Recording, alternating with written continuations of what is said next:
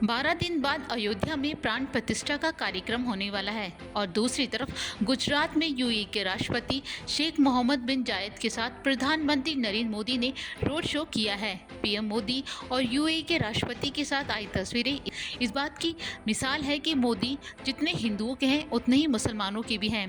इस रिपोर्ट में जानेंगे कि कैसे मोदी और मुस्लिमों का रिश्ता मजबूत हुआ है और कैसे वैश्विक पटल पर मुस्लिम देशों के नेताओं ने इस बात पर मुहर लगाई है।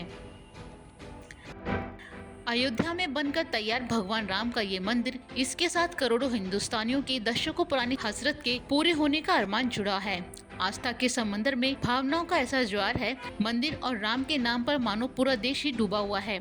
2024 के लोकसभा चुनाव के लिए अयोध्या का राम मंदिर भाजपा के लिए सबसे बड़ा मास्टर स्ट्रोक है। माना जा रहा है कि राम मंदिर मुद्दे पर भाजपा 2024 के चुनावों में बड़ा फायदा मिलेगा।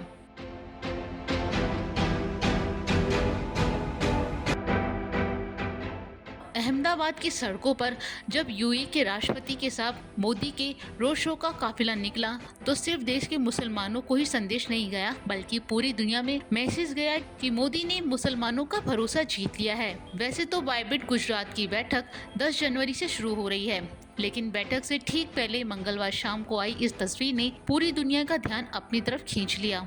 यूएई के राष्ट्रपति की प्रधानमंत्री मोदी के साथ इस मौजूदगी के कई मायने हैं। दोनों मुल्कों को एक दूसरे के साथ की जरूरत है, लेकिन ये तस्वीर इस बात पर मुहर लगाती है कि देश भर में अरब मुल्कों के बीच इस बात को लेकर विश्वास बढ़ा है कि मोदी की सरकार ने मुसलमानों के हितों का पूरा ख्याल रखा जा रहा है।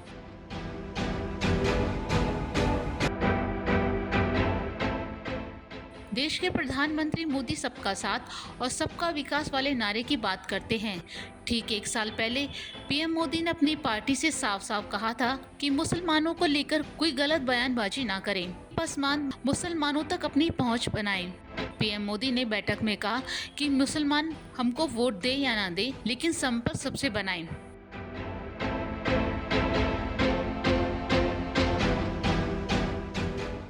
दरअसल 2024 लोकसभा चुनाव के मद्देनजर भाजपा की कोशिश अपने लिए नया वोट बैंक बनाने की है और इस कड़ी में पार्टी पिछड़े मुसलमानों को साधने की कोशिश में जुट गई है।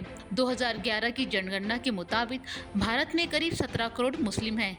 मौजूदा वक्त में देश में मुसलमान करीब 20 करोड़ हैं, जिसमें पसमानद मुसलमान करीब 85% हैं, यानी 15 करोड़ से ज़्यादा। अकेले उत्तर प्रदेश में 3 करोड़ 20 लाख पसमानद मुसलमान हैं।